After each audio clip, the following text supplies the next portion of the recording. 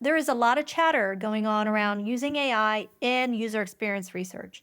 There are webinars about it, there are articles about it, but what I find to be missing is somebody actually showing how they use it.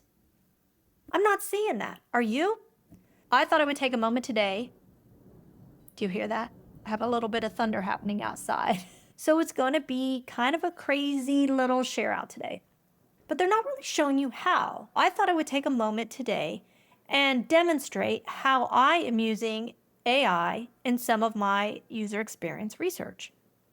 This is going to be a very informal presentation, or this is going to be a very informal walkthrough. It's not scripted. I don't have anything really planned. I just want to show you a little bit about how I am using AI in my user experience research. I think a great place for this to be really valuable is when you are doing some secondary or desk research. I used to go on to the Googles and type in the questions I had or the subjects I wanted to examine further and comb through loads of search results. Now I'm using AI tools like Perplexity and ChatGPT to insert my questions and have them give me data-supported answers. It's important for me to have the sources where this data comes from, because I might want to read the entire article or whatever data source that is that the AI is providing for me.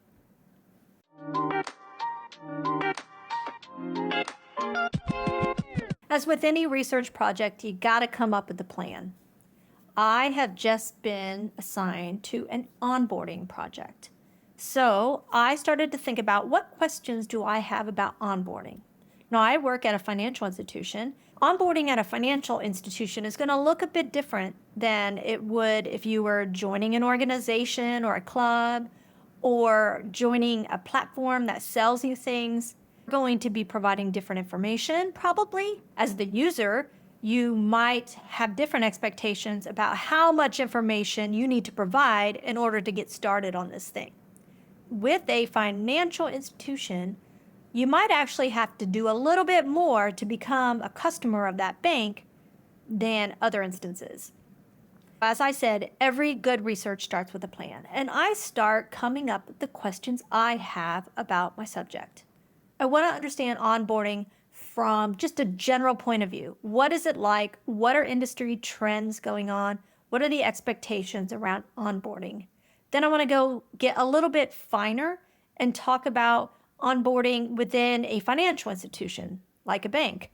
And what are the expectations both on the business side and on the user side when it comes to onboarding at a financial institution? Also, I want to understand what kind of communication is happening in onboarding.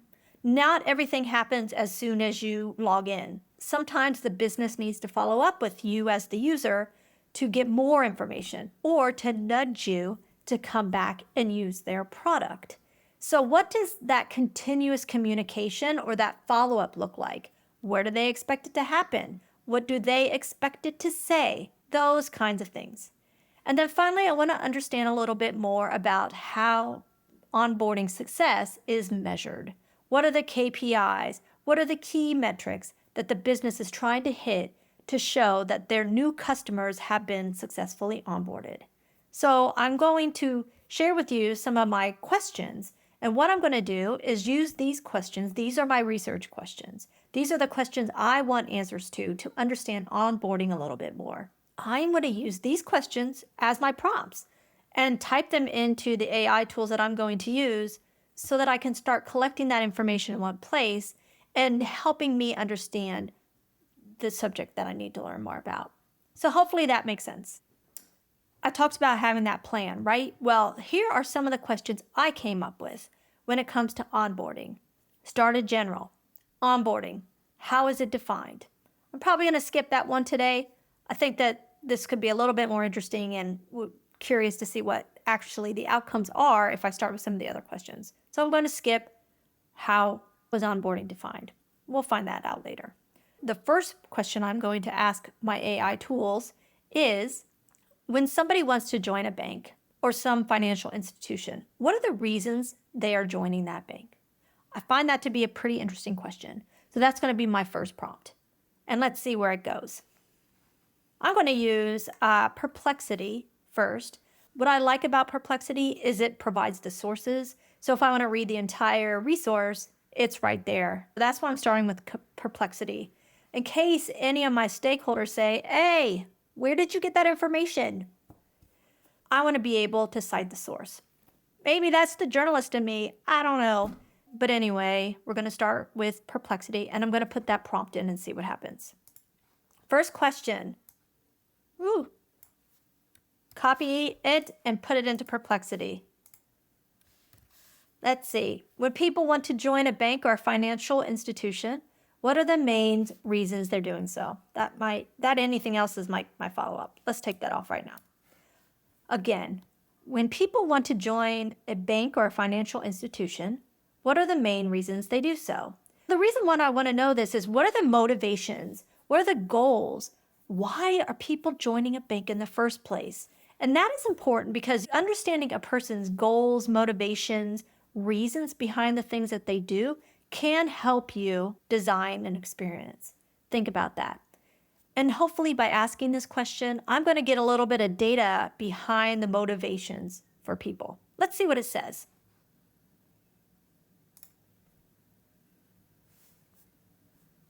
Okay, so this is interesting. The question is here. You see the sources and safety of deposits. It says here, first thing is financial security and stability. Safety of deposits. That makes sense. If they put their money in the bank, they want to make sure that it's there for good, right? That it doesn't get stolen or a stock market crash doesn't suck the value out of their money. Financial security. They also want access to credit. Maybe they need to get a loan. Maybe they'd like to have a credit card. And in order for them to have that, they need to have a bank account. So what I'm going to do, I find this very interesting. This is an overall category. I feel like this could become a theme. So I have a mural where I'm starting to collect this information. And here's my question. I just pasted it in. I want to make this more of a rectangle because it's more of a theme. I kind of like to make my themes a little bit of a darker color. So I'm going to make it like this gold color. And then I'm going to put these little ideas, safety and deposits, into my mural. Whoops. This is going to be a raw recording today, folks, so bear with me as I put this in. Did I get it in? There we go. Safety of deposits. Now, should have cleaned this mural up a bit better. Let's go back. Okay, cleaned up. Safety of deposits. Copy that in. Stick that in here. Safety of deposits. What's the other one? Access to credit. Great. Those seem like some strong security and financial reasons. Now, I would probably also ask another source. This is Perplexity. I would also ask ChatGPT to see what sources they have. Maybe we'll try that next. Competitive services with benefits. Yes, this definitely seems like a big one too.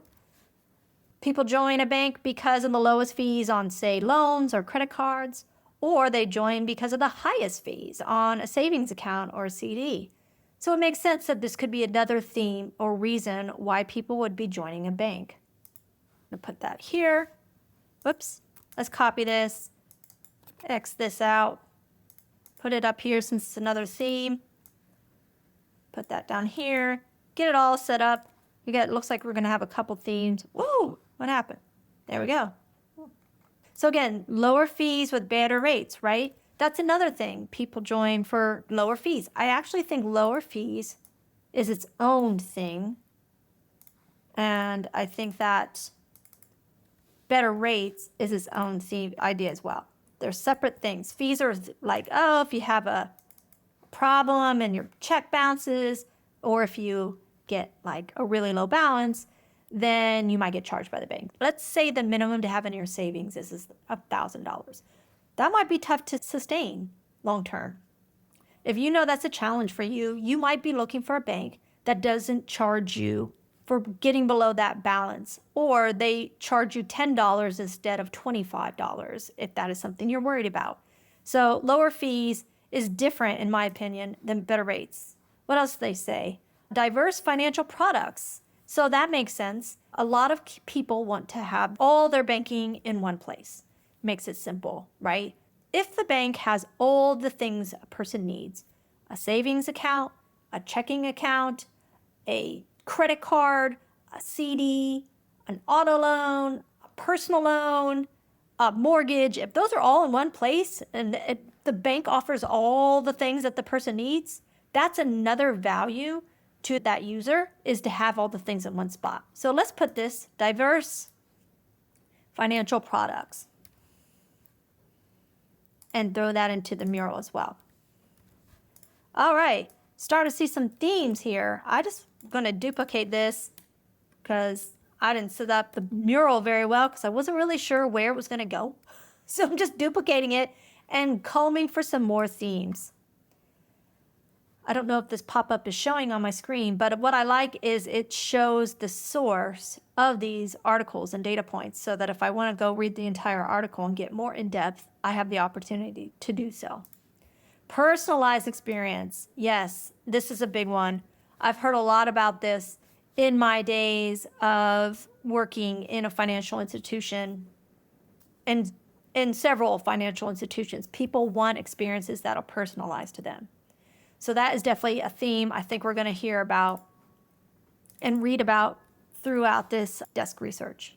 Customer service. Yes, that could take on a lot of forms. I'm going to copy that over here.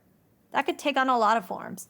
Do I have somebody I can call when I really need to? Can I handle my things online digitally? What's it say here? A strong customer service. Credit unions, for example, have been noted for their high customer satisfaction compared to traditional banks.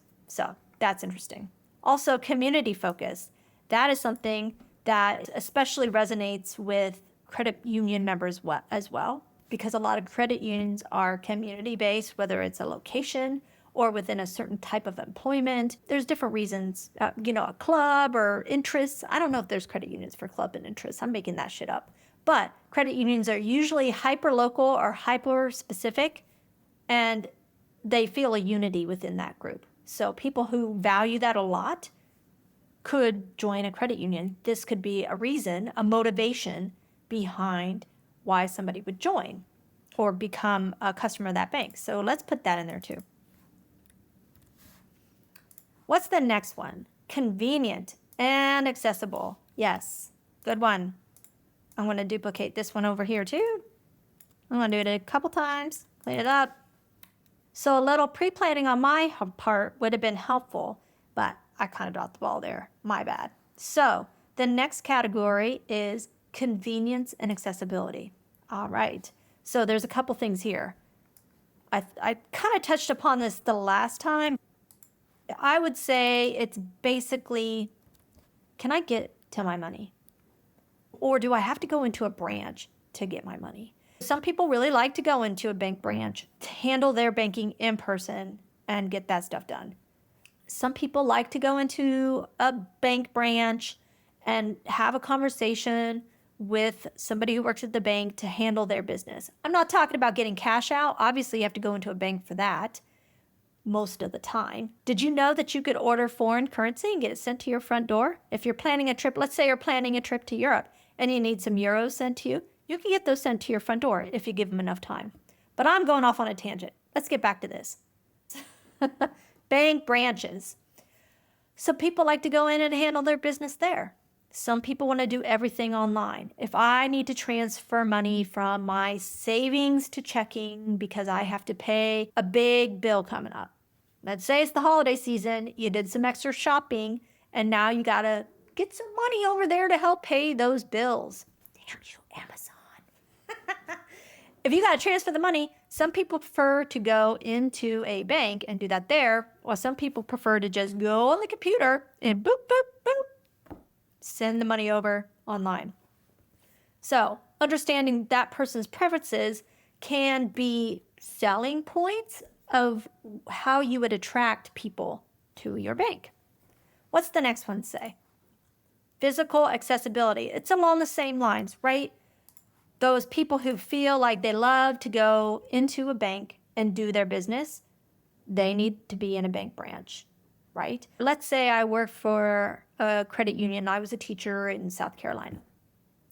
And credit unions are generally a little bit smaller than major banks, and they're not located all over the US. Some are, but not all of them are. So let's say I'm a teacher in South Carolina, and I was a member of that credit union, and I moved to Georgia. No, that's too close. And I moved to New York, and there are no bank branches in New York for my credit union that is pretty much just South Carolina. How important is it for me as that credit union customer to keep that membership with them? How important is it for me to be able to go into a bank and do my business? If it's really important, I might have to find another credit union or bank because I need to go in. If it's not important and I can do everything I need to do pretty much online, then I might stay with that credit union. So these are the things that understanding what's important to these customers and making sure that your financial institution meets those are good points to showcase when you are trying to attract a new customer. I don't have the answers to these yet. What this is bringing up are things that I might need to explore further in research.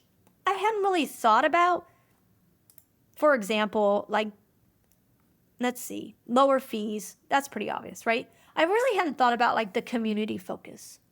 So if you were a certain kind of bank or a certain kind of credit union, and that is valuable generally to your customers, we might want to do a deeper dive on how being community focused could be really valuable in selling your proposition or, your bank. What else do we have? Professional growth opportunities. Now, this is interesting. I am going to copy it over, but I don't agree. This is where AI is falling apart for me. Already. I'm already on the first question, and I'm already like, no, and I'm calling bullshit. Now, I don't join a bank or become a customer of a bank for professional opportunities. That's probably pretty low for most people who are trying to determine what bank they want to become a customer of. So what else does it say here? Career stability and a dynamic work environment. Okay. I'm laughing out loud here. Didn't work. Nope. My copy didn't go. Copying career. Oh, this just makes me laugh. I'm really surprised. I kind of suspected I might get, let's say, a less than fabulous answer in this experience of doing a little bit of research. I didn't think it was going to be, what is that? Bullet point 5 already. I didn't think it was going to be already that I feel like it's given me a bullshit answer. So this says a reason why a person might become a customer of a bank is for a career opportunity. They feel like there is some career stability.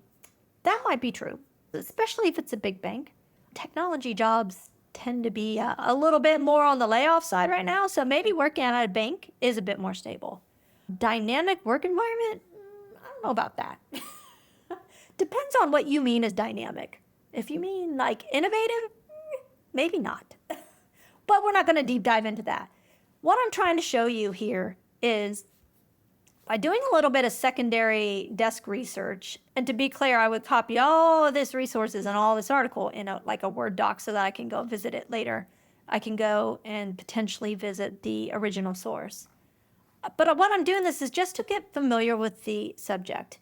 It would have taken me a long time to comb through Google to get to this, potentially. I might have found an article that just went right in and gave me these answers, but I don't know.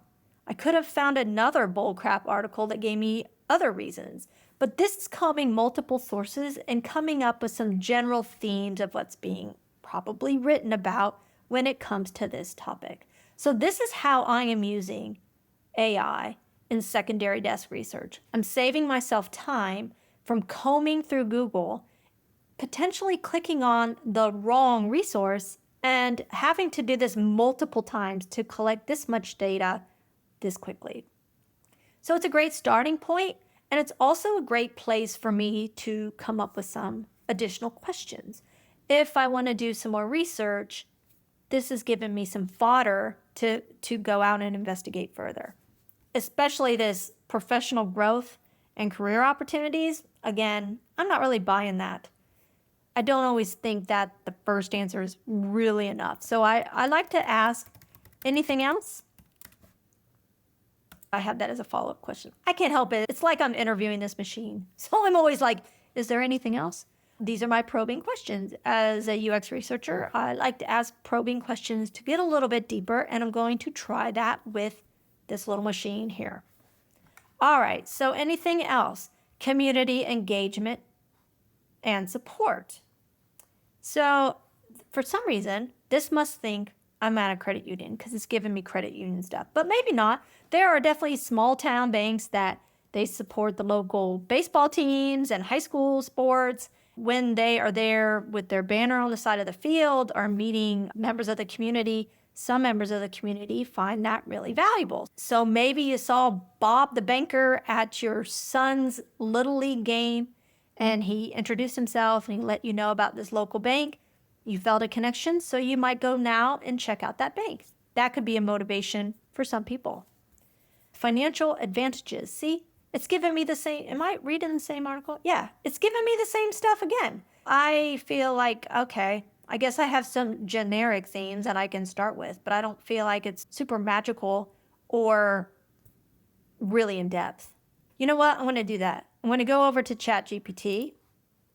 I'm going to copy this question again, and I'm going to ask ChatGPT the same question and see if there are different answers. Let's see what ChatGPT has to say about the same question. So here's a little bit more financial services, right? We have a little bit of a theme there, so we could add that over here. Probably under services and benefits. So we have specifically a savings and a checking account. That makes sense. You don't have one, you need one, you'd probably go to a bank to get that. Next, credit access. We already talked about that. Loans, mortgages, personal loans, so probably not that. Investment opportunities. Okay, I don't know. Investment opportunities. Is that something you use for a bank? I guess so, but I think a lot of people think of like stocks and bonds and things you do outside of a bank. I don't know. Maybe I don't know enough about it, but I'm not thinking of my bank as my investment opportunity go-to place. But maybe some people do. What else? Trust and security. We have this already, right? Financial security and trust. Safe deposits, access to credit, which I don't know. I kind of think access to credit is probably more under the products and features, but whatever. Easy access to loans, same thing. Oh, wait, I'm on the wrong one. Let's switch these so I don't keep hopping over to GPT. So same thing, safety, reputation, regulatory compliance. Yes, same thing as the first one. Convenience. I think that is another one. Customer support. Did we have customer support?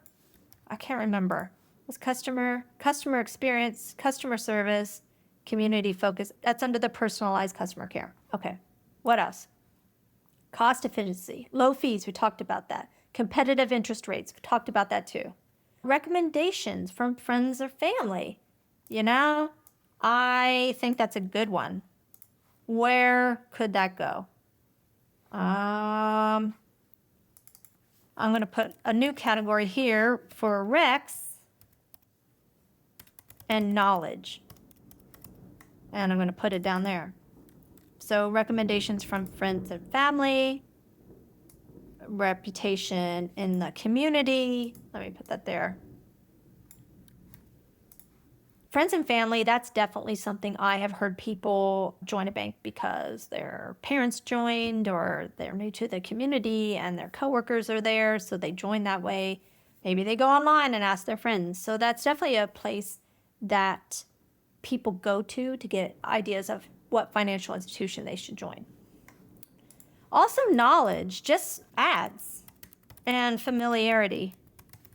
Now, I know I'm spelling that wrong. Familiarity.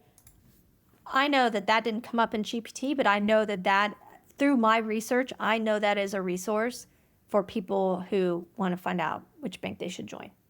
Don't be afraid to tap into your own knowledge and if you have done any existing research near this topic. Because honestly, all of this is hypothesis based. Sure, it's pulling from multiple sources, but this isn't really based on your primary user research, right?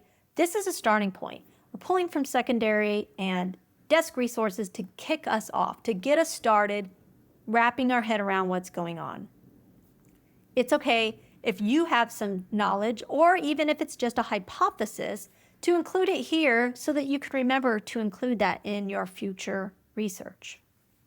Let's do one more look and see what else GPT does. Personalized services. I think we talked about that, right? Yeah, personalized customer experience, personalized services, tailored financial advice. I think that's a good one that we didn't have before. Let's include that. Personalized. I don't think the previous category really talked about personalized very well. So let's do that. And exclusive perks or loyalty programs. Yes, that is another great example of a reason why a person joins a bank. You get a credit card because of the travel perks or the payback bonuses or the, oop, here comes some thunder. Can you hear that? Sorry. It's been thunder rumbling all day. As I was saying, you might join a financial institution because of cashback bonus or travel points or things like that. Totally makes sense. What else does GPT have to say? Ethical and social considerations. Yeah, I think that is similar to the community base, but I'm going to add it as a separate. I'd probably break apart personalization and customer experience and redo social responsibility. It's kind of related to personalized customer experience. I probably would reorganize this in a different way. I'm just capturing some major stuff right now. I might come up with some new or different themes as I work through this exercise. I think personalization is very different from community involvement. I would probably have those as separate buckets, but I do think it's important to point out social responsibility because that is definitely a driving factor for some people who are looking at becoming a customer of a bank. Anything else? Oh my gosh, they have the employment thing here too. That is so weird. I don't know. I'm curious about that myself. But anyway, life events. Yes, that's a big one. Life events. I could think of several things. I'm going to get this another one in case there's some other good stuff. I could think of several things. New baby. Well, let's see what ChatGPT has to say. Buying a home, starting a business. Yes, these are good ones. Married. I would also put, even though it's not maybe a major milestone, but I would also put in a place to put your this thunder is too much. I picked the worst day to record. Anyway, I would also include a place to put paycheck deposit. It may not be a big milestone, but it is a big reason why you go to a bank is to put your paycheck in there. Makes it simple, direct deposit, that sort of thing. I like this life events, a new geographical location. I talked about that a little bit, right? Yeah, there's some good stuff there. I think that's very intriguing. Life events and the, like over here, the competitive services and benefits, those are probably, if I were to guess, which this is a guess, I will find this out through research.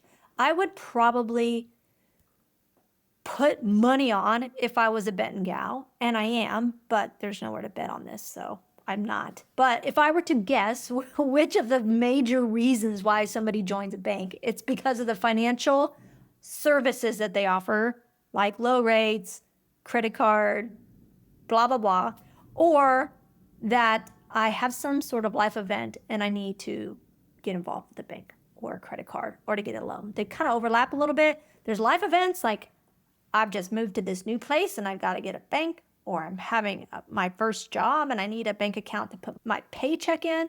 Or there's services like you have a good rate, so I want to join your bank and get your credit card. Or your travel perks are awesome. I will be signing up for your credit card right away. A little bit more on GPT. Technology and innovation. I laugh a little bit because some of the financial institutions I've worked for, technology is a little bit surprising. Let's just put it that way. We'll be nice. But it's a theme-ish. Let's move this over. Technology. I will say online banking would be 2 words. First, online banking would be a good one, because if you live remotely, you live in a place that's different from your bank, or you don't really need to go into your bank a lot, online banking is going to be critical for you. Also, I'll say mobile app. A lot of people use a mobile app as their primary computer, for one, and 2, their way to access their money. So for some people, you got to have a decent mobile app that lets me do what I need to do in order to pull their business. What else does it say under technology? Cutting edge tools like AI-driven financial insights. I don't know. I don't know that I'm looking for that. But some people might. I don't know if they're like, I need AI tools. I don't know that people are really saying that. But maybe they do want some tools to help them with insights. The next one, it said budgeting apps. Yes, perhaps.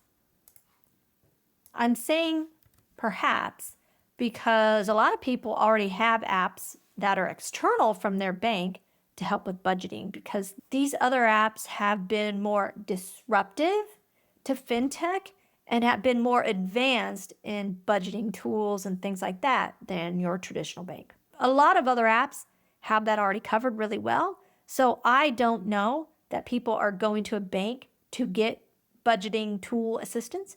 But again, this is all treated as a hypothesis and information gathering process. We will use this for the research in the areas that we need to know more about, to feel more confident about, to mitigate risk. Does that make sense? Is there anything else that GPT had to say? I'm going to say no. And I feel like I've been rambling on and on for quite some time, but I just wanted to share one example of a way that a real researcher like myself is using AI to assist with my research. I've just started here. I have a whole bunch of questions, like I mentioned at the beginning of this little chat, that I have a lot that I want to get a baseline understanding on, and I will spend quite a bit of time using probably both of these tools and asking follow-up questions to see if they give me anything else. I go through all these exercises, throw all these prompts in there, and then what do I do with it? Well, let me tell you what I do with it. What I do with it is I will probably create a summary report for my team to let them know what I've found. Now, there might be team members who already know the answers to these questions. I don't know. And you know what? I'm not going to assume that they know these things. What I'm going to do is let them know that this is AI-informed information. This is secondary desk research.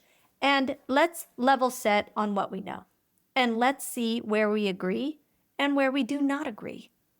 And most importantly, for me, the researcher, let's determine and prioritize where we need stronger understanding. What research questions are coming from this research that we need to know more about? Got it? I want to go back to the GPT and do anything else because I'm curious. Cultural and demographic alignment. Okay, I think that falls under community, and we talked a little bit about they get a new bank account because of a life event, right? Moving. Incentives and promotions. I think, well, that could be a little bit different. We talked a little bit about like products, but I don't know that we actually put promotions.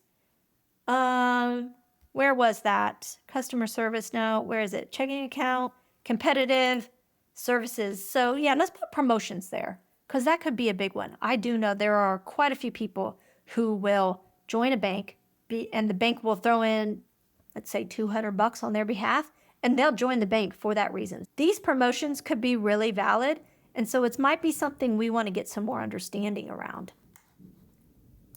What else does GPT have to tell us? Let's check it out. Switching from a dissatisfactory provider. Oh, I love this. I don't know where it goes. I'm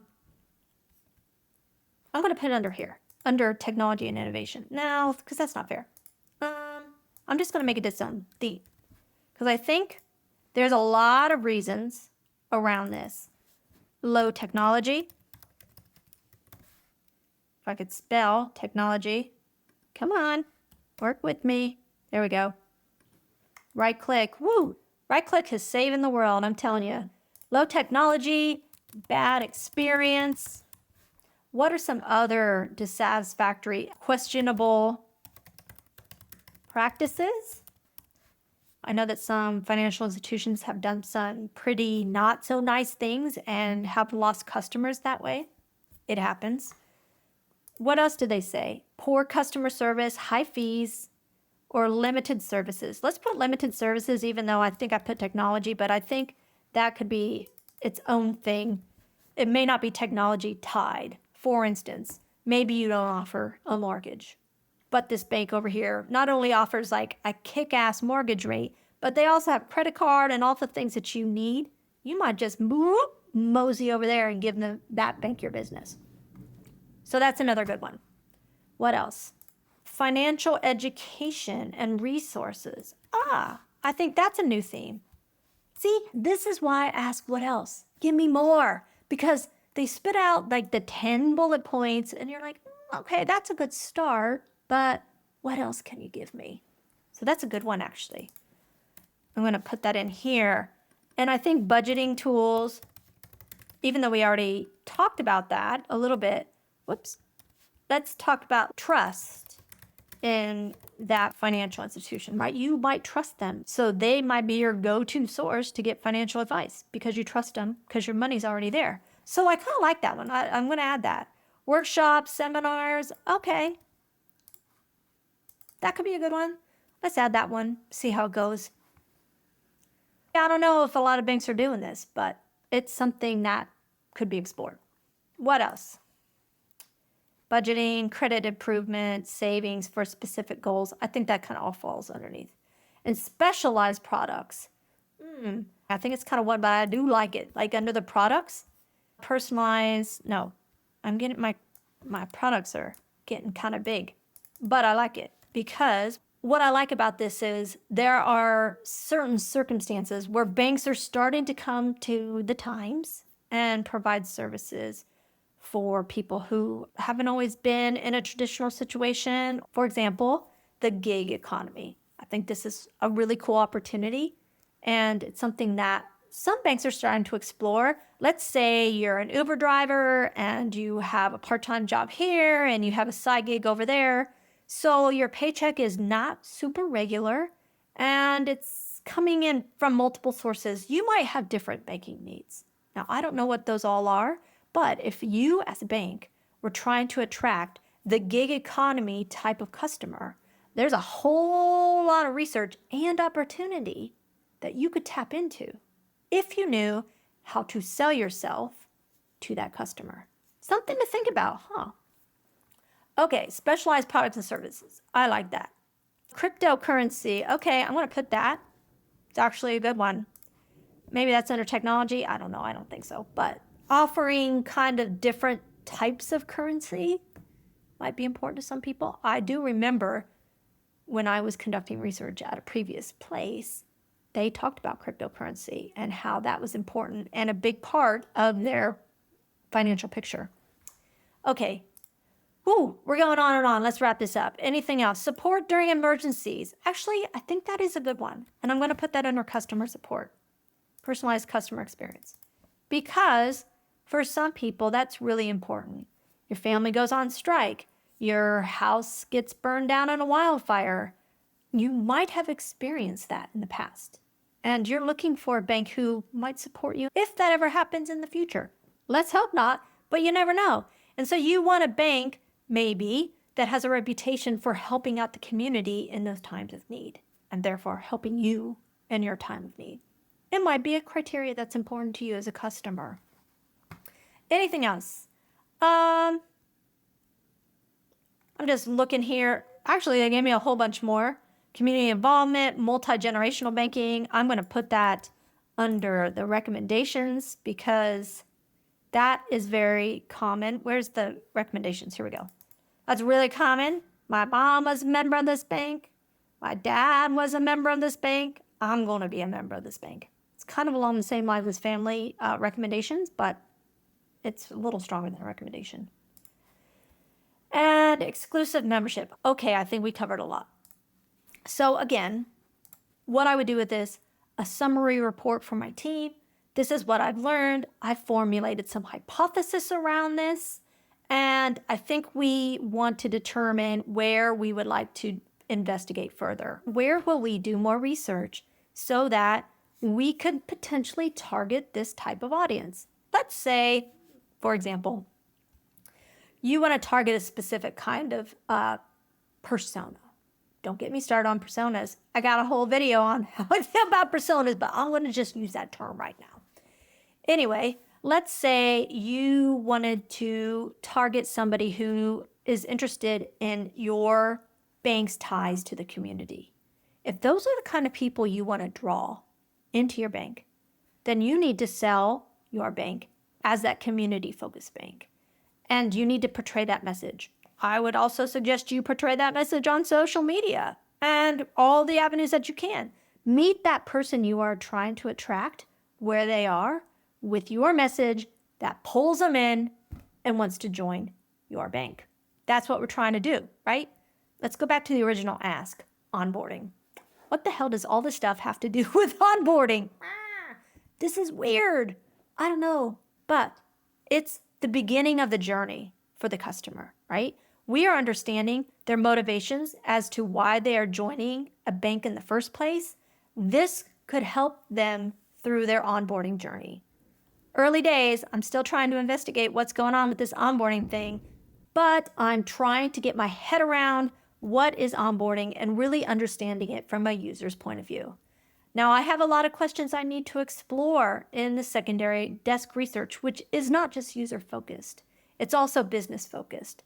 I'm covering both sides of the spectrum here, but I'm starting with the beginning of a person's journey, and that is their motivations and their goals.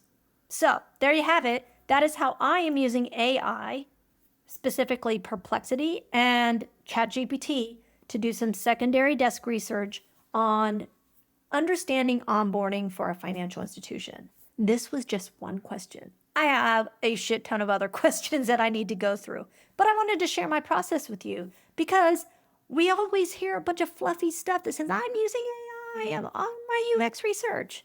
But how? How are you really doing it? Give me a tactical example. And hopefully through my rambling and through my thunderstorm, I've given you a little bit of a tactical example of how you can use AI. So, a couple questions I have for you in the chat. How do you feel about the tools that I mentioned? Do you have any other tools that I could be using for the same process? Please throw that in the chat and let me know what you think overall about using AI and user experience. All right. See you later. Bye.